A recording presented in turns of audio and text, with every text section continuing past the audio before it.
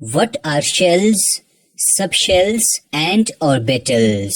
Before starting the lecture, click on the subscribe button and get access to our 100 of conceptual lectures for free. According to Bohr's atomic model, there are fixed paths around the nucleus where electrons revolve. He called these paths as shells or energy levels. Shells or energy levels are represented by small n. For example, this is first shell or energy level, so we write n is equal to 1. This is second shell or energy level, so we write n is equal to 2.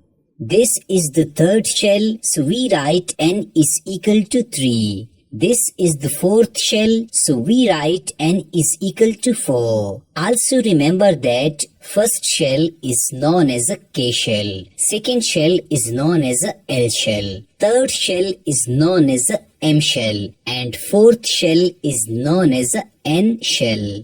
To sum up this whole concept, we can write as when n is equal to 1, it is first shell or K shell. When n is equal to 2, it is second shell or L shell. When n is equal to 3, it is third shell or M shell. When n is equal to 4, it is fourth shell or N shell. Now pause the video and write it down. Secondly, every shell is divided into subshells or sub-energy levels.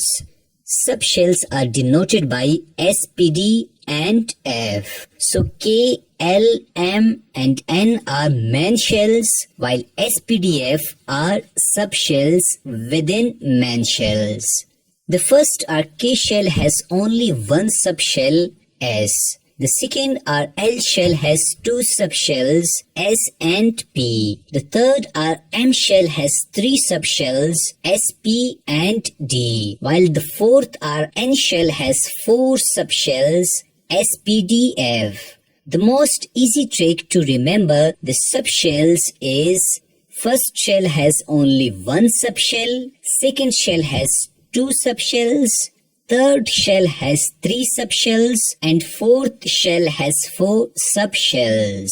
Secondly, when you go from the first shell to the fourth shell, add one subshell successively, like S, then SP, then SPD, and then SPDF.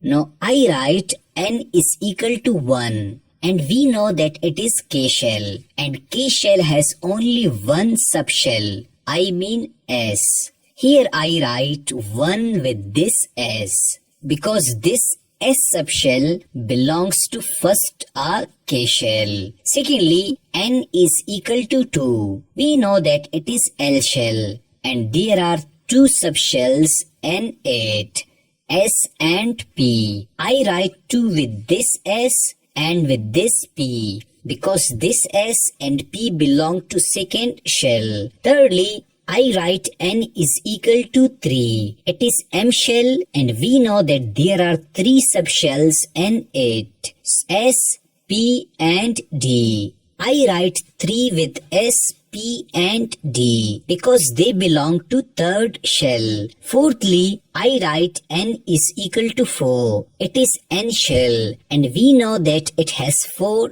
subshells, S, P, D and F. I write 4 with S, P, D and F because they all belong to fourth shell. So if I write 3S and 4S here, can you guess the difference between them? Well, 3 means third shell and S means subshell. So 3S means S is the subshell of the third main shell or M shell. Similarly, 4S means S is the subshell of fourth shell or N shell. Finally, let me teach you that what are orbitals. Well, the regions of subshells where probability of finding electrons is maximum are called orbitals. You can say that these are the three-dimensional paths where chances of finding electrons are maximum. For example, S subshell has 1 orbital, P subshell has 3 orbitals, and D subshell has 5 orbitals.